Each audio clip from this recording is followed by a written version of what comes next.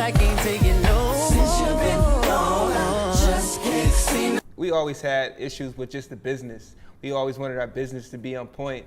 So we just were disagreeing on some of the things as far as like the business, as far as like getting our business in order. I don't know why somebody that evil would. I don't get it. I don't know why somebody would do that to a talented, passionate people. Yeah. In the 2000s, reality TV wasn't just about roses or million-dollar checks. It was about dreams getting torn apart in front of millions. Making the Band was the most cutthroat of them all. You remember it. Endless auditions, sleepless nights, ridiculous challenges that had nothing to do with music, and a bunch of wide-eyed kids chasing fame like their lives depended on it. They sang until their voices cracked, danced until their legs gave out, and put their hearts on the line for one shot. And standing over it all was Diddy, judge, coach, boss, and executioner. For Day26, that shot turned into a record deal, a Billboard debut, and the kind of exposure most artists only dream about. The TV show, you know, the cameras and, you know, the reality TV show, how they need ratings and things like that, that kind of took over the point of what we were trying to make was. But that spotlight came with strings attached. What started as a brotherhood quickly unraveled into fights, money disputes, and broken trust. This is how the dream became the downfall.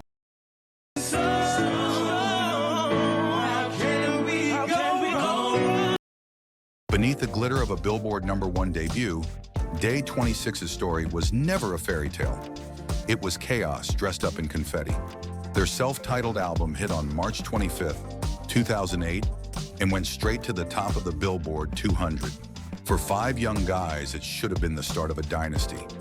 Instead, the spotlight only exposed the cracks. The cameras weren't just capturing their rise. They were catching the fall in real time. Arguments, bruised egos, friendships unraveling, all playing out against the machine of an industry that doesn't care about your feelings once the red light is on. By 2009, while working on Forever in a Day, those cracks split wide open. Quay, with one of the most distinctive voices in the group, wasn't just battling the others, he was at war with the new management. A shadowy figure named Screwface slid in, and everything got messy. Meetings turned hostile. Tension bled out of rehearsal rooms and onto the internet. Then came December. Quay sat on Ustream, holding a letter that would end it all. He read it straight. The group members no longer desire to work with you. Brian, Willie, Robert, and Michael wish you the best in your future endeavors. Fans didn't just hear it, they felt the fracture in real time. From that point, the trust was gone. By 2012, the band broke up officially, spinning it as a hard but necessary choice to go solo. But the truth was exhaustion, burnout, bitterness. What should have been a chapter of celebration ended like a bad breakup, with everyone pointing fingers at the scars. And the deepest scars, they didn't surface until much later.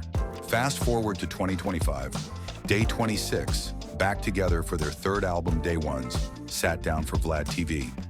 What started as a reunion interview twisted into something darker. On camera, Quay dropped a bombshell. Years earlier, he'd received an email from Diddy that mentioned human sacrifices. The reaction was immediate: shock, tears, members visibly shaking as memories they'd buried clawed their way back. Quay admitted the trauma went further than anyone knew. It wrecked his health. He revealed he'd been diagnosed with schizophrenia and bipolar disorder, now in treatment, still carrying the shadows of that moment.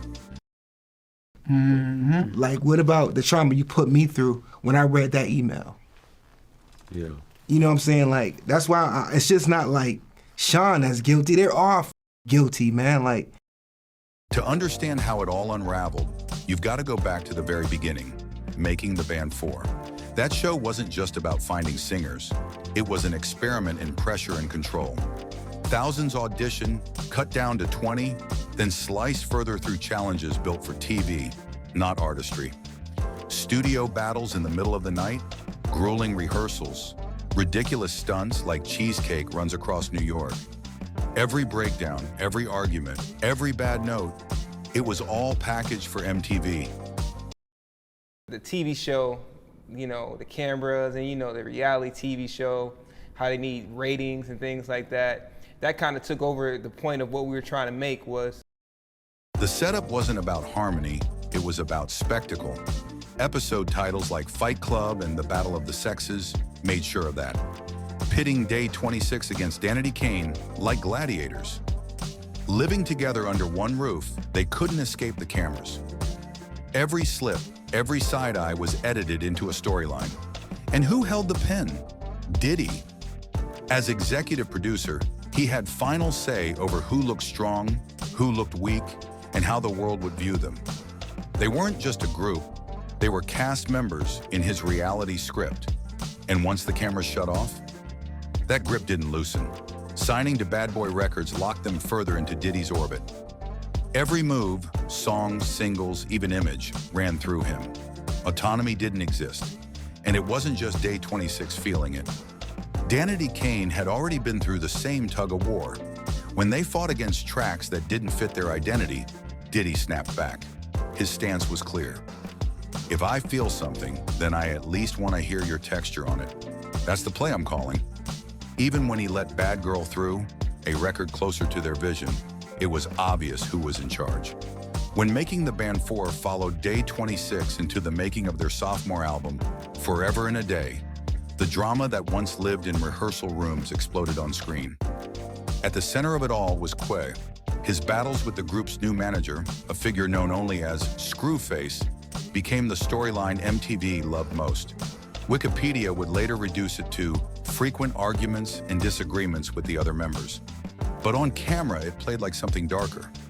Reality TV editing painted him as unstable, crazy, bipolar, a walking headline in the middle of a platinum dream. We always had issues with just the business. We always wanted our business to be on point. So we just were disagreeing on some of the things as far as like the business, as far as like getting our business in order. By December 2009, it all came crashing down. Quay received a cold, formal letter. The group members no longer desired to work with you. Just like that, his run in Day26 was finished. But Quay wasn't about to slip away quietly. He hit Twitter with his own version of events, dropping a line that cut to the bone. All I wanted was an audit of finances for management, and instead, management put me out. Suddenly, it wasn't just about attitude or blowups. It was about money, transparency, and the ugly truth of being locked in a label system where you had no real power. The response was brutal. Willie Taylor branded Quay like a cancer, a line that landed like a scar fans never forgot. And while the rest of the group never went public with the same financial accusations, their interviews and vlogs told the story in between the lines. Frustration with where the money was going, unease with who was calling the shots, and the quiet resentment of being talent without control. When Brian Angel walked away in 2018, officially citing personal matters, it felt less like a new chapter and more like another echo of the same old wounds. By 2012, the inevitable happened. Day26 announced their disbandment with a statement soaked in pain. It is with great sadness and deep pain that we regret to inform you. Day26 have decided to take a break from the group and focus on their own individual projects. Fans didn't need translation. They'd seen it before. They knew the phrase hanging over the announcement like a curse, the infamous bad boy curse. That curse had a roll call long enough to feel like prophecy. 112, Da Band, Dream, Total, The Locks, Danity Kane, B5, Boys in the Hood. Solo acts too. Ma-Kay, Carl Thomas, Faith Evans, Cassie, Donnie Klang, Loon, Shine, even the short-lived Diddy Dirty Money. The pattern was impossible to ignore. Artists rise fast under Bad Boy, but just as quickly burn out, swallowed by conflict, suffocated by control, or abandoned when the spotlight shifts. Critics call it sabotage. Loyalists dismiss it as industry turnover. Diddy calls it a myth, arguing artists flop on Def Jam, Rockefeller, and everywhere else too. He's not entirely wrong, but here's the catch. When you insist on being the face of every success, the blame for the failures sticks to you too. I don't know why somebody that evil would. I don't get it. I don't know why somebody would do that to a talented, passionate people. Yeah. Like, Day26 hit the same wall that's crushed countless acts before them. No label push. After the confetti cleared, the momentum stalled. Their follow-up singles couldn't stick. Since You've Been Gone barely scraped to number 52 on the R&B charts, and the ones after didn't even register. Meanwhile, Trey Songz was out here turning Ready into a gold-certified era, fed by radio spins, tour support, and a full-on machine behind him. The contrast wasn't subtle. Day26 didn't fade because the music wasn't there. They faded because the investment wasn't. Reunions did come, but they carried nostalgia more than momentum. In 2013, they announced a comeback, and by 2014, the return dropped under BMG. With the single, it satisfied loyal fans but never reached the mainstream. By 2017, they were on anniversary stages like New York's Highline Ballroom. Intimate, packed, emotional, but modest.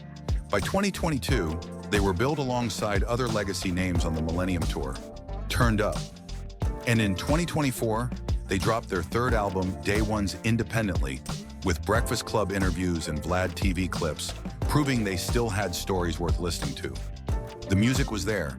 The hunger was there. What wasn't there was the machine. For their core base, Day26 never lost their shine. Viral clips, reunion crowds, anniversary shows, the loyalty stayed real. But the wider industry had moved on. Streaming built a new hierarchy. Boy bands became artifacts of another era. Nostalgia kept the name alive, but without infrastructure, it couldn't flip them back into the mainstream conversation. And that's where the infamous bad boy curse comes into play. On the surface, it's an easy label, but with Day26, the truth cuts deeper. Yes, the market was brutal. By the late 2000s, boy bands were deadweight in a solo-driven landscape. Yes, the reality TV machine they came from was never built for longevity. It was built for spectacle. But what sealed their fate wasn't just timing, it was control. The imbalance was right there on TV. Millions watched Diddy fire Aubrey O'Day and D. Woods from Danity Kane in real time, a public reminder of who actually held the power. For Day26, the message was clear. Push back too hard and you disappear. Try to steer your sound and you're branded difficult. Creative control wasn't even a negotiation. It was a privilege that could be snatched away. Their individuality was squeezed until the group itself became just another storyline. For fans, Day26's run is unforgettable. Harmonies, drama, redemption, the kind of mess that makes you root even harder. But for the men inside, it came at a cost. The label retreat, the fractured identity, the infighting, they were left with scars as deep as their discography. The reunions prove their resilience, but they don't erase the lesson carved into their history. In this business, exposure without autonomy is a trap. Visibility isn't power. And without ownership of your voice and your story, even the brightest debut dims into a cautionary tale.